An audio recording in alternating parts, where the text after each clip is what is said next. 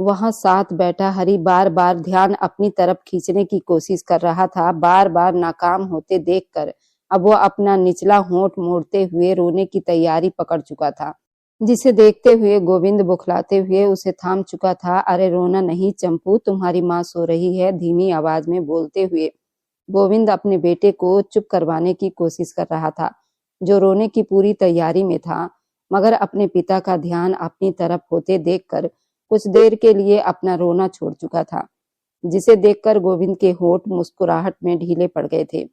कुछ देर पहले जो फिक्रमंदी में उसके चेहरे पर छाया हुआ था, अब वो गायब हो चुका था। दूसरी नजर सोई चंदा पर डालते हुए अपने बाजू की पकड़ उसकी कमर पर मजबूत कर चुका था। कुछ ही देर के बाद उसकी कांपती हुई पलकों को देखते हुए वह अपनी पकड़ चंदा की कमर से हल्की करते हुए छोड़ चुका था, जबकि पूरा ध्यान पूरी तरह से अपने ऊपर बैठे अपने बेटे हरि की तरफ था, जो अपने हाथों से नन्हे नन्हे इशारे करते हुए कोई बात समझाने की कोशिश कर रहा था। अपनी आंखों को मलती हुई चंदा कुछ देर वहीं सूझबूझ खोती हालत में मौजूद अपनी हालत पर ध्यान दिए हुए लेटी थी, मगर हरि पर नजर पड़ते ही उसके होंठ मुस्कुराहट में ढीले पड़ गए थे। मेरा बच्चा उठ गया क्या? आपको भूख लगी है? मुस्कुराते हुए पूछते हुए चंदा की नाजुक उंगलियों ने हरि के गालों को छुआ था। हरि, जो ये सब कुछ बड़ी गौर से देख रहा था, उसने वो प्यार अपने गालों पर महसूस किया था। बेकाबू होकर उसने अपने होंठ दबाते हुए हरि को देखा था। हरि ने दूध पी लिया है, अब उसे भूख नहीं लग रही। धीमी आवाज में बोलते हुए गोविंद ने चंदा को करंट सा खाकर पलटने पर मजबूर कर दिया। गोविंद को अपने इतने नजदीक महसूस करते हुए उसकी जान तो गले में आ चुकी थी। तभी घबराते हुए वह अपने आप गोविंद से एक ही झटके में दूर करते हुए बिस्तर पर सीधी होकर बैठ गई थी। मगर बहुत जल्द उसे फिर से गोविंद की तरफ झुकना पड़ा था, क्योंकि हरि की मुट्ठी में चंदा के बाल बहुत बुरी तरह से फंस चुके थे। अपना सूखा गला तर करते हुए वो कभी हरि, फिर गोविंद, फिर हरि को देखती चली जा रही थी। ये दोनों बाप बेटे उसकी जान हथेली में लिए बैठे थे। उनकी नन्ही सी जान उन दोनों में कहाँ आकर फंस गई थी। एक तो वह गोविंद के इस तरह के नजदीक आने पर उसके ऊपर ही बेफिक्री से सो रही थी, दूसरा ये हरि जो हटने का नाम ही नहीं ले रहा था। तभी नरमी से उसकी मुट्ठी खोलते हुए अपने बालों को उसकी पकड़ से आजाद करवाकर वह झट से बिस्तर से नीचे उतरी और बाथरूम में बंद हो चुकी थी, जिस पर गोविंद अपने होंठ भींचते हुए दरवाजे की तरफ देखता रह गया था। नाश्ते की मेज पर सभी लोग बैठे हुए थे। चंदा का पूरा ध्यान हरि की तरफ ही था। उसे अपने हाथों से खाना खिलाती हुई वो भूल से भी अपनी नजरें गोविंद की तरफ नहीं उठा पा रही थी। वह उसके लिए काफी था। तभी वह अपनी नजरें जितना हो सके गोविंद से बचाने की भरपूर कोशिश में लगी हुई थी, जिसे महसूस करते हुए गोविंद हल्का हल्का सा मुस्कुरा रहा था। ये लड़की धीरे धीरे सही, मगर उसके दिल दिमाग पर सवार होती चली जा रही थी। क्या ये उसकी सूरत थी या नहीं, या कुछ और था? भला बेकाबू अपने दिमाग की नसों में ये बात उतारते हुए दिल से झुंझला गया था, जब सामने ही वो हरि को बड़ी तसल्ली से खाना खिलाते हुए देख रहा था और अपने खाने की तरफ ध्यान दे चुका था। हरि का ख्याल रखना, मैं बहुत जल्द काम से लौट आऊंगा। मुझे हरि के मामले में कोई भी शिकायत और कोताही नहीं मिलनी चाहिए। और धीमे शब्दों में बोलता अब अपने कमरे की तरफ बढ़ गया था। चंदा तो अपने होंठ बीच कर रह गई थी, जैसे वो कोई जल्लाद हो जो उसके जाने के बाद हरि को कच्चा चबा जाएगी। दिल में बड़बड़ाते हुए वह हरि की तरफ ध्यान देती रह गई, जो अपनी बड़ी बड़ी आंखों से उसे ही देख रहा था। मम्मा तुमसे बहुत प्यार करती है ना? पापा की बातों में मत आना, ठीक है? हम दोनों मिलकर सारा दिन मस्ती करेंगे, खाना खाएंगे, टीवी देखेंगे, और आपके पापा सारा दिन ऑफिस में काम करेंगे, ताकि वह हमारे खाने के लिए बहुत सारी चीजें ला सके। धीमी आवाज में उससे बात करती हुई चंदा ने वो पीछे आते हुए गोविंद को मुस्कुराने पर मजबूर कर दिया था। ठीक है बाबा, काम करके पैसा कमाएंगे, बस तुम दोनों हमेशा मुस्कुराते रहना। गंभीर शब्दों में बोलते हुए गोविंदा झुकते हुए हरि के गाल पर चूमता चला गया था, जबकि उसे अपने इतने करीब आते हुए महसूस करते ही चंदा की सांसें तो गले में ही अटक चुकी थी।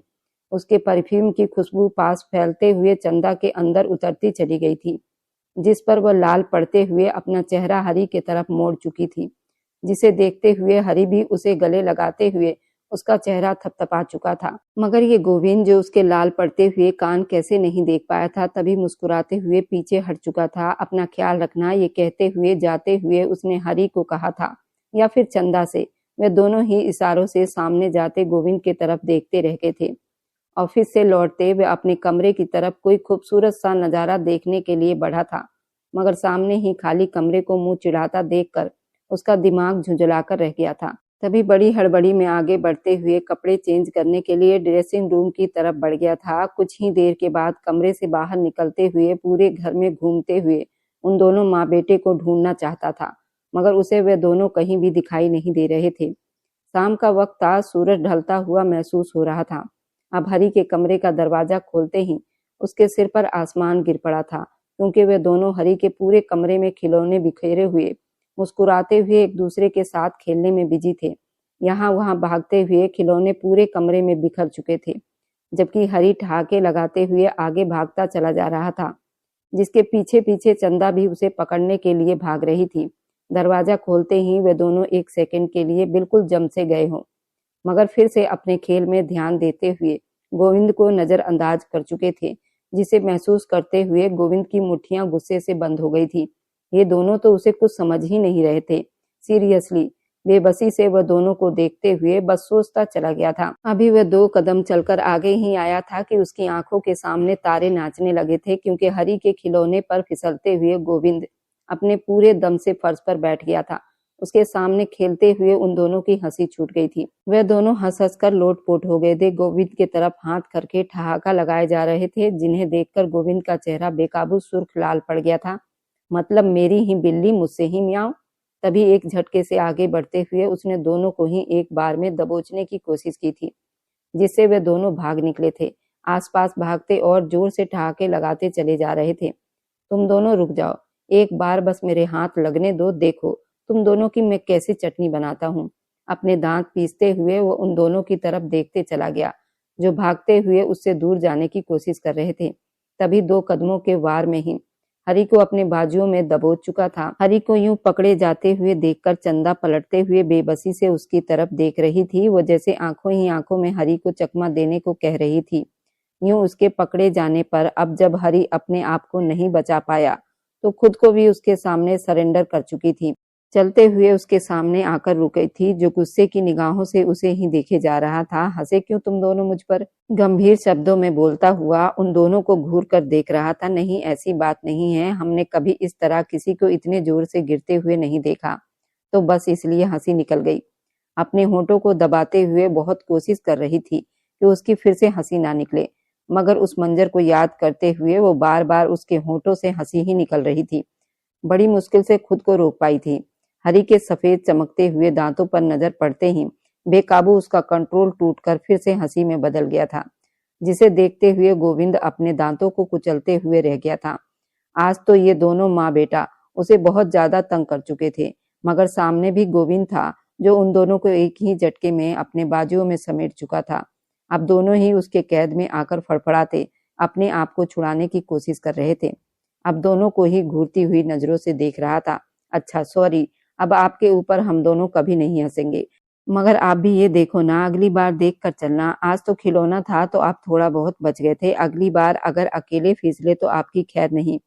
गंभीर होते हुए अपनी हंसी को पूरे तरीके से काबू में करते हुए बोलती चंदा फिर से ये मंजर सोचकर लोटपोट होते हुए हंस पड़ी थी, जबकि उसकी लाल पड़ती हुई रंगत को देखते गोविंद के होंठ मुस्कुराहट में ढीले पड़ गए थे। दूसरी नजर अपनी गोद में बैठे हुए हरी की तरफ गई, जो अपनी माँ को यूं हंसते हुए देखकर और ज्यादा ठहाके लगाते हुए हंस रहा था।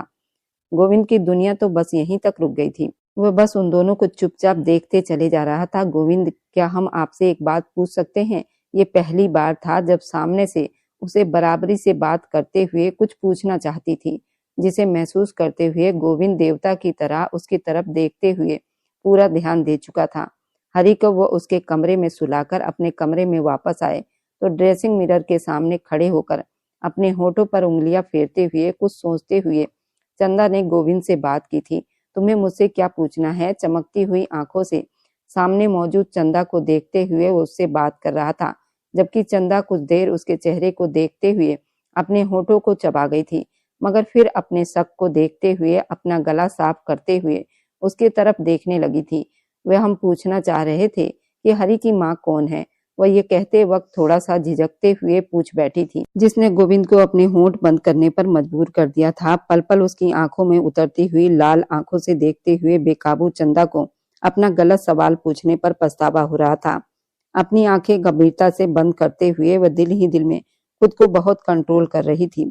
अगर आपको इस सवाल का जवाब नहीं देना है तो कोई बात नहीं, हमने तो वैसे ही पूछ लिया था। अगर आपको हमारी बात बुरी लगी है तो उसके लिए सॉरी। अपने होठों को चबाती हुई उसके पल पल सुर्ख पड़ते हुए चेहरे को देखते हुए वो चुप हो गई थी। गोविंद अपनी लाल आंखों के साथ बिस्तर के पास खड़ा हुआ था। मुझे कुछ काम है, तुम सो जाओ, गंभीर शब्दों में बोलता हुआ अपने भारी भरकम कदमों के साथ बाहर निकलता चला गया था। चंदा बेकाबू शर्माकर रह गई थी। उसे क्या जरूरत थी भला गोविंद से ये सवाल पूछने की। अब जो बीते हुए कल थे वो बीत चुके थे। उसे भविष्य में जीना चाहिए था, मगर न जाने क्यों उसकी ये शक भरी तबीयत उसे सताए जा रही थी। कुछ ही देर पहले वह सोने की तैयारी करते हुए लेटने वाले थे, मगर अब उसका सवाल सुनते ही वह सख्त ठंड में भी बाहर निकल गया। न जाने वह अब कहाँ जाकर रहेगा। बेकाबू गोविंद के बारे में सोचती चली गई। ना चाहते हुए भी उसकी सोचों का दायरा बढ़ता ही चला गया। बेशक उन दोनों को स्वीकार करके ही ये शादी करके वह इस घर में आई थी, मगर अब धीरे धीरे उनके साथ वक्त बिताते हुए उनके ही बारे में सोचकर अपने कामों को करने लगी थी। अब इसके अंदर बहुत बदलाव आया था। अगली सुबह न जाने वह किस वक्त कमरे में आया था। बराबर रात को उसका इंतजार करते हुए चंदा की आंख लग चुकी थी। जब सुबह उसकी आंख खुली तो बिस्तर की दूसरी साइड खाली थी। जब से वह शादी करके आई थी ये पहली बार था कि गोविंद उसके जागने से पहले ही वहां से उठ चुका था। आखिरकार चंदा अपनी आंखें बंद किए हुए एक बार फिर से वह सवाल पूछने पर खुद को रोक नहीं पाई थी। ड्रेसिंग रूम से आने वाली खटपट की आवाज पर अपने चेहरे का मुंह उस तरफ मोड़ गई थी जहां वह आदमी खड़ा होकर तैयार होकर बाहर निकल रहा था। तभी उसकी नजर बेकाबू घड़ी की तरफ पड़ी जहां घड़ी 6 बजा रही थी। इतनी जल्दी? आखिर उसके होठों से ये 2 शब्द निकले थे, मगर उस पर वह अपने होठों को दबाकर गोविंद की आंखों को देख गई थी जो रात की चुगली करने जा रही थी। असल में मेरी एक मीटिंग है तो मुझे वहीं अटेंड करने के लिए सुबह सुबह ही जाना पड़ेगा। आराम से उठना, हरी को देख लेना और नाश्ता कर लेना। मेरी फिक्र करने की कोई जरूरत नहीं। गंभीर शब्दों में बोलते हुए अपनी भारी कदम लिए वहां से निकलता चला गया। चंदा अपने होठों को चबाते हुए परेशानी से उसके तरफ देखती चली गई। ऐसा अंदाजा तो गोविंद का उस वक्त था जब वो नई नई शादी करके उसके घर में आई थी। उसके घर में तो गोविंद उसके साथ और हरी के साथ मुस्कुराने लगा था। अब लगता था फिर उसने अपने ऊपर वही खोल चढ़ा लिया था। अजीब से दिन बीतने लगे थे। गोविंद फिर से अपने उसी खोल में सिमट कर रह गया था। हरी के साथ वह ऐसा ही था जैसा वह शुरू दिन से देखती आ रही थी, मगर चंदा के साथ हालात कुछ रूखे से हो गए थे जिसको वह दोनों ही महसूस कर रहे थे, मगर दोनों ही उस चीज को खुद से निकाल पाने की हिम्मत नहीं कर पाते थे। काफी बार गोविंद से बात करने की कोशिश की, मगर जैसे ही चंदा कोई बात करने की कोशिश करती गोविंद कोई न कोई बहाना करते हुए वहां से उठकर चला जाता, जिस पर उसकी बात अधूरी रह जाती थी। उसे महसूस हो रहा था कि गोविंद उसे किसी बात से बचने की कोशिश कर रहा है। शायद उसकी पहली पत्नी की बात थी जो उसे बताना ही नहीं चाहता था। गोविंद, हमें आपसे बात करनी है, गंभीर शब्दों में बोलती हुई 2 कदम चलते उसके तरफ आई, जो अभी अभी ऑफिस से लौटा ही था। फ्रेश होने के बाद बाथरूम की तरफ बढ़ रहा था। उसकी बात सुनने के लिए अपने होंठ भींच कर रुकते हुए उसकी तरफ देखने लगा। गोविंद, हम जानते हैं कि हमें आपसे पूछना नहीं चाहिए, मगर अब हम पूछ कर ही रहेंगे। आपको भी समझ जाना चाहिए जो बीते हुए कल थे वो बीत चुके हैं। अब उस बात के लिए इतना गुस्सा करने की क्या जरूरत है। अगर आप हमें नहीं बताना चाहते तो हम दोबारा नहीं पूछेंगे, मगर दोबारा से यूं अनजान तो मत बनो। यूं हरी से दूर रहने पर वह बहुत ज्यादा अपसेट है। अगर आप अभी भी ऐसे ही रहोगे तो हम दोनों को भी बहुत हर्ट करोगे। गंभीर शब्दों से अपनी उंगलियां मोड़कर कहती हुई उसके तरफ देखती चली गई, जो चंदा की बात पर अपने होठों को चबाते हुए दूसरी तरफ देखने लगा था। ऐसी बात नहीं है, मैं अपने बीते हुए कल को छुपाने की कोशिश नहीं कर रहा हूँ, बल्कि मैं अभी भी उसी कल में ही जी रहा हूँ। मैं जानता हूँ मैंने तुमसे शादी की है, मगर अभी उस टॉपिक पर डिस्कस करने की मुझ में हिम्मत नहीं। मुझे कुछ वक्त दे दो। मैं अभी उस समस्या से अपने आप को नहीं निकाल पाया हूँ कि उसके बारे में मैं तुमसे बात कर सकूं। मैं अभी मेंटली डिस्टर्ब हूँ। गंभीरता से धीमे शब्दों में बोलते हुए आगे बाथरूम में बंद हो चुका था। पीछे चंदा अपनी उंगलियों को मसलते हुए उसके तरफ देखने लगी थी। अच्छी बात है, वे हमसे नाराज नहीं, मगर ऐसी भी क्या बात हो सकती थी जो हमें कुछ बताना ही नहीं चाहते। गुस्से से सोते हुए अपने पैरों को पटकते हुए वापस पलट चुकी थी। कभी न कभी तो गोविंद को बताना ही पड़ेगा, तब उसे भी मालूम हो जाएगा। सोचते हुए वे हल्का सा मुस्कुरा दी। चंदा कमरे में दाखिल हो चुकी थी। चलो हरी, आज पापा को सरप्राइज देने के लिए उनके ऑफिस चलते हैं। मुस्कुराते हुए बोलती हरी को अपनी गोद में उठाए हुए बाहर की तरफ बढ़ गई थी। कार के सामने ठहरते हुए वह ड्राइवर को गोविंद के ऑफिस का पता दे चुकी थी। मुस्कुराते हुए हरी को अपनी गोद में उठाए हुए वह साथ ही गोविंद के लिए खाना भी बनाए हुए थी। साथ में बैठकर वे दोनों सुकून से खाते।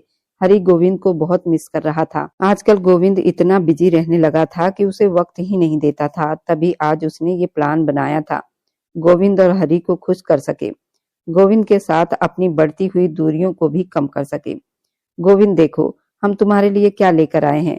उसके शब्द उसके मुंह में ही दम तोड़ गए थे, क्योंकि सामने जो मंजर उसे दिखाई दे रहा था वह बर्दाश्त करने वाला नहीं था, ना ही विश्वास करने वाला था। गोविंद अपनी कुर्सी पर बैठा हुआ था, जबकि छोटे बालों वाली एक औरत आधे अधूरे अजीब से कपड़े पहने हुए उसके ऊपर झुकी हुई थी। अपने दोनों हाथ उसके सीने पर जमाए हुए थी। उसके आवाज देने पर वे दोनों करंट खाकर उसके तरफ पलटे थे, जहां चंदा हरी को बाजुओं में थामे हुए हैरानी से जमी हुई थी। बड़ी बड़ी आंखें उन दोनों को ही देख रही थी। गोविंद की आंखों में एक पल के लिए डर समा गया था। तभी अपने ऊपर झुकी उस औरत को एकदम खुद से झटकते हुए वह झटके से सीधा खड़ा हुआ। चंदा, मेरी बात सुनने की कोशिश करो, ऐसा कुछ भी नहीं है जैसा तुम समझ रही हो। उसका दिल बेकाबू धड़क रहा था। उसकी बात को लेकर कहीं सामने ठहरी हुई उसकी पत्नी उसको गलत ना समझ ले। अभी वह 2 कदम चंदा की तरफ बढ़ा ही था जब वो बड़े आश्चर्य से अपने कदमों को पीछे ले गई थी। उसकी सूनी आंखों में आश्चर्य था। गोविंद, तुम ऐसा कैसे कर सकते हो? फटी फटी आवाज में उसके शब्द बिल्कुल थमे थे। गोविंद अपने होंठ भींच कर रह गया था, मगर हैरानी तब हुई जब वो लड़की उसके तरफ पलटी। चंदा हैरानी से आंखें खोले हुए उस औरत को देखती चली गई, जो मुस्कुराते हुए चंदा और हरी के तरफ ध्यान दे रही थी। वह हूबहू चंदा की कार्बन कॉपी थी, बिल्कुल उसके नैन नेक्स चुराए हुए थी। ऐसा महसूस हो रहा था कि वहां चंदा ही खड़ी है, बस सिर्फ उसके हुलिया का फर्क था। उसके कपड़े बिल्कुल बेहुदा और छोटे छोटे थे। ये कौन है? उसके शब्द गले में ही दम तोड़ गए थे जब वह औरत मुस्कुराते हुए चंदा के करीब आई। मेरा नाम पायल है, मैं हरी को जन्म देने वाली उसकी अपनी माँ हूँ और गोविंद की ब्याहता पत्नी हूँ। वो मुस्कुराते हुए बोलते उसने उसे बिल्कुल आश्चर्य में डाल दिया था। मेरी बात सुनो चंदा, ये मुझसे डिवोर्स ले चुकी है और हरी को भी इसने मुझे सौंप दिया है। गंभीरता से कहता हुआ, अपने शब्दों को काबू में रखता हुआ सामने खड़ी अपनी पहली पत्नी पर जलती हुई निगाह डाली, जो उसके इज्जत को पहले ही मिट्टी में मिला चुकी थी।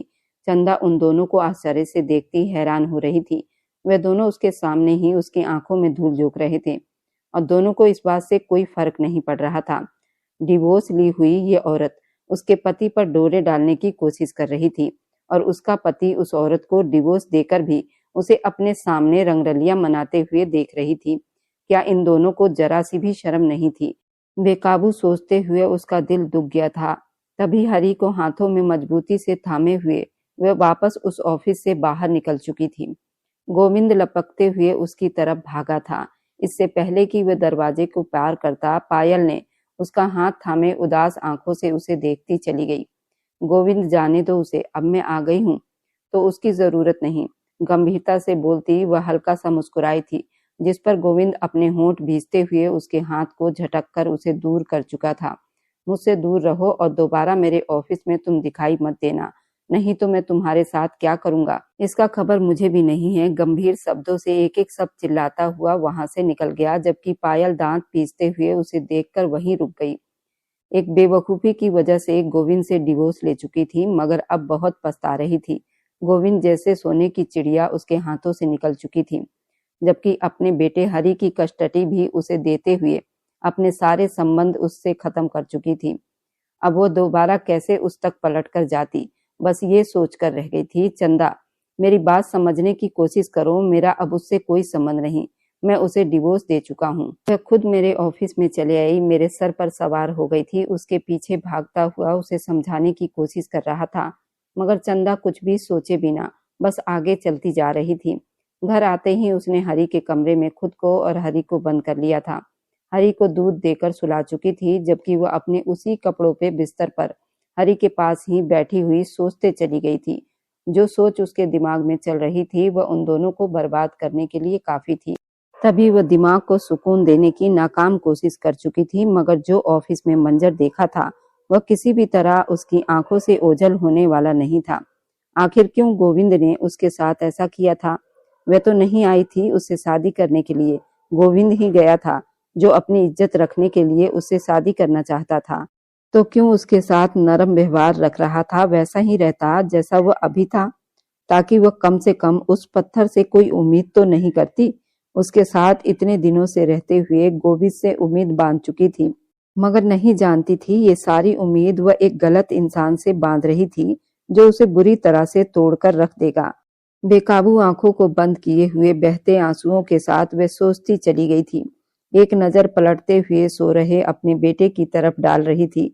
वह मासूम था, वह सारी चालाकियों से बहुत दूर था, मगर न जाने क्यों हरी के चेहरे में उसे गोविंद का चेहरा दिखाई दे रहा था। इसका मतलब हरी पहले ही उसकी तरफ यूं खींचा चला गया था क्योंकि उसका चेहरा उसकी अपनी माँ से हूबहू मिलती थी। ये ख्याल ही उसके लिए बहुत परेशान कर देने वाला था। जिस तरह मोहब्बत हरी को देती आई थी, वह तो अपनी माँ समझकर मुझसे बात करता था, मगर वह उसकी माँ नहीं थी। ये परेशानी, ये भारीपन उसके जख्मों पर मरहम रखने वाला हरी अभी इन सब को सोचने और समझने से बिल्कुल नादान था। गोविंद, हमें तुमसे डिवोर्स चाहिए। वह बराबर चुप रहने के बाद आज 1 हफ्ते के बाद उसने अपना मौन व्रत तोड़ दिया था, मगर जो शब्द उसके मुंह से निकले थे गोविंद के दिल को छलनी छलनी कर गए थे। वे जो उसके लिए अब एहसास महसूस करने लगा था, उस बात से अनजान चंदा इससे अब वो मांग कर रही थी, वह उसके लिए अब बदल रहा था। चंदा, मेरी बात समझने की कोशिश करो। मैं तुम्हें बोल रहा हूँ, मेरा उस लड़की से अब कोई संबंध नहीं। वह खुद ब खुद मेरे ऑफिस में घुस आई थी। मुझे एक बार समझाने का मौका तो दो।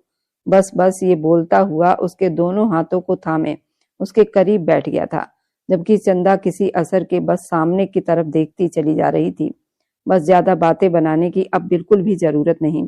मैं सब कुछ देख चुकी हूँ। उसके लिए यही काफी था। वह इस घर में एक आया के तौर पर आई थी। हरी भी उसे तभी चाहता था क्योंकि उसकी माँ का चेहरा उसके चेहरे के साथ बिल्कुल मिलता था, जबकि गोविंद तो उसके चेहरे में अपनी पहली पत्नी का चेहरा ढूंढने लगा था। वह दोनों को इससे कोई फर्क नहीं था। वह उन दोनों के साथ रहते हुए उससे मोहब्बत की उम्मीद कैसे रख लेती। तभी वह इतना बड़ा फैसला ले गई थी। ये फैसला उसके लिए भी आसान नहीं था। विधवा हो जाना, अब डिवोर्स लेना। लोग उसको कैसी कैसी बातें सुनाएंगे, मगर वह किसी की बातों का असर नहीं ले रही थी। वह सारी जिंदगी हरी की आंखों में अपनी माँ की परछाई नहीं देखना चाहती थी। तुमने मुझे पहली बार कब देखा था? जब तुम्हें मालूम हुआ कि मैं तुम्हारी पहली पत्नी की तरह दिखती हूँ। गंभीर शब्दों में बोलते हुए उसके शब्दों में कोई जज्बा मौजूद नहीं था, जबकि गोविंद थक हार कर अपना सिर हाथों में झुकाए हुए आंखें मीच गया। गौरी से शादी तय होने के बाद एक बार वहां आया था। तुम मुझसे पल्ला करती थी क्योंकि तुम विधवा थी। मैं तुम्हें देख नहीं पाया। बस एक बार गलती से तुम्हारी तस्वीर देख ली थी। तुम्हारे पति के साथ तुम्हारे घर में टंगी हुई थी। मैंने मजबूर होकर ये सब कुछ किया था। मैंने गौरी से शादी करने का बोला था ताकि मैं तुमसे शादी कर सकूं। हाँ, मैं जानता हूँ ये मेरी गलती थी, लेकिन गौरी ने शादी एंड टाइम पर भागकर मेरा काम और आसान कर दिया। पहले तुम्हें अपनी पत्नी की शक्ल मिलने की वजह से पहचानता था, मगर तुम विश्वास करो चंदा, जब से तुम आई हो मैं मुस्कुराने लगा हूँ। हरी, जिसके लिए मैं फिक्र में रहता था, अब मैं उसके लिए तुम पर भरोसा करने लगा हूँ। मैंने जिंदगी में कभी किसी पर भरोसा नहीं किया, किसी के साथ हंस नहीं पाया। वे औरत जो खुद को मेरी पत्नी कहती है, पायल, वो मुझे एक अमीर आदमी के लिए छोड़कर चली गई थी और हम दोनों के प्यार की निशानी को, अपने बेटे को, मुझे सौंप दिया था। मैं उस वक्त बहुत बुरी हालत में था। मैं बस यही समझ पाया था कि मुझे मेरे बेटे के लिए एक माँ लानी है। मेरा विश्वास करो चंदा, मैं तुमसे बहुत मोहब्बत करने लगा हूँ। बेबसी से बोलता हुआ उसके हाथ को थामे अपना सिर ऊपर टिका चुका था, जबकि चंदा तो सुन कानों के साथ बस उसे देखती चली गई। ये सब कुछ एक चालाकी थी। तस्वीर में मुझे टंगा देखकर अपने शादी का फैसला कर लिया और उसमें तुमने गौरी को भी शामिल कर लिया। जबरदस्ती मुझसे शादी करना, ये सब कुछ एक चाल थी, गोविंद की चाल, जिसमें वो फंस कर रह गई थी। बेकाबू सोचते हुए खुद पर हंसी आ गई थी। वो कैसे इंसान के साथ दिल लगा बैठी थी। तुम खुदगर्ज हो गोविंद, तुम पहले भी खुदगर्ज थे और अब भी खुदगर्ज हो। तुमने हमारी मोहब्बत को रुस्वा कर दिया। बस तुमने मुझ में अपनी पत्नी को ही देखकर शादी की और हरी भी मुझे अपनी माँ की शक्ल समझकर ही मुझसे मोहब्बत करता है। मेरी अपनी कोई पहचान नहीं, इसलिए मैं तुम्हारे साथ नहीं रहना चाहती। मैं कभी माफ नहीं करूंगी। गंभीर शब्दों में बोलते हुए उसके हाथ झटकते हुए अब खड़ी हो चुकी थी, जिस पर गोविंद तड़पते हुए फर्श पर उसके सामने दरवाजे पर बैठ गया था। मुझे छोड़कर मत जाओ, मैं तुम्हें बेहद चाहता हूँ। मैं कसम खाकर कह सकता हूँ चंदा, मैं अपने बेटे की कसम खाकर कह सकता हूँ, मैं तुमसे बेहद मोहब्बत करता हूँ। जब तुम मेरी जिंदगी में आई हो, मैंने हर एक चीज को पीछे छोड़ दिया। मैंने पायल को पीछे छोड़कर तुम्हें अपनाया। मैं तुमसे बेहद मोहब्बत करता हूँ, मुझे छोड़कर मत जाओ। नहीं नहीं, मैं मर जाऊंगा। तड़पते हुए शब्दों में बोलते गोविंद उसके आसपास अपने बाजुओं को जमा गया, जबकि चंदा हरी की कसम खाने पर सुन खड़ी उसे देखती रह गई। गोविंद की हालत को देखती रह गई थी। जिस तरह मोहब्बत वो हरी से करता था, ये कोई ढकी छुपी बात नहीं थी। अब गोविंद हरी की कसम खा रहा था तो इसका मतलब था कि वह सच कह रहा था। तभी झुककर उससे उठती हुई उसकी आंखों में देखती चली गई। वादा करो उस पायल से कभी नहीं मिलोगे, वादा करो। हरी को कभी उसकी माँ के बारे में सच नहीं बताओगे, वादा करो। हरी की माँ मैं ही रहूंगी, वादा करो। तुम्हारी ये मोहब्बत मेरे स्वीकार करने के बाद बदल तो नहीं जाएगी। धीमे शब्दों में उसकी आंखों में देखकर वादे लेते हुए वह अपनी जिंदगी जीने के लिए एक और मौका दे रही थी। मैं वादा करता हूँ, मैं दिलो जान से वादा करता हूँ, मैं अपनी बात पर डटा रहूंगा। उसके दिल को कुछ सुकून सा मिला था। चंदा की बातें उसके तड़पते हुए जिस पर मरहम रख गई थी, जिसे महसूस करते हुए वो मुस्कुराते हुए उसे अपने बाजुओं में भर चुका था। मैं तुमसे बेहद मोहब्बत करने लगा हूँ चंदा, और हमेशा करूंगा। मैं तुम्हें अपने दिल की बात बताने के लिए खुद में हिम्मत इकट्ठी कर रहा था। मैं चाहता था कि जब मैं तुम्हें पायल का सच बताऊं, उसके बाद ही तुमसे अपनी मोहब्बत का इजहार करूं, मगर खुद में ये हिम्मत नहीं कर पाया था। आज मैं तुमसे वादा करता हूँ चंदा, गोविंद तुमसे बेहद मोहब्बत करता है और तुम्हें दुनिया की हर खुशी देना चाहता है। क्या तुम अपना दिल मुझे सौंप दोगी? मुस्कुराते हुए बोलता बेकाबू उसके गर्दन को चूमने लगा था, जबकि मुस्कुराते हुए चेहरे के साथ अपने बाजुओं के घेरा उसकी गर्दन पर बांधती हुई चंदा भी अपने आप को उसे सौंप चुकी थी, जो उसका पति था और जिस पर उसका पूरा अधिकार भी था। गोविंद ने उस दिन के बाद से चंदा को यह साबित कर दिया कि वह दुनिया में सबसे पहला इंसान है जो इतनी मोहब्बत करता है। वह चंदा के मुंह से निकलने से पहले उसकी हर चीज को पूरा कर दिया करता था। चंदा को भी महसूस होने लगा था कि चंदा के पहले पति से भी ज्यादा उससे मोहब्बत करता है। शायद उसके पहले पति का प्यार भगवान ने उसके अंदर डाल दिया था और उस मासूम बच्चे के लिए चंदा जैसी औरत का चुनाव किया था। चाहे समस्या कैसी भी थी, लेकिन भगवान ने इसका अंत बहुत अच्छा किया था। मासूम बच्चे को उसकी माँ से मिलवा दिया था और तड़पती हुई मोहब्बत करने वाली औरत को दोबारा से उसके पति से मिलवा दिया था। भगवान समय के साथ सब कुछ ठीक कर देते हैं। आज चंदा भी टूटकर गोविंद से मोहब्बत करने लगी थी। अब आप लोग बताइए, क्या चंदा ने गोविंद से शादी करके अच्छा किया या गलत किया?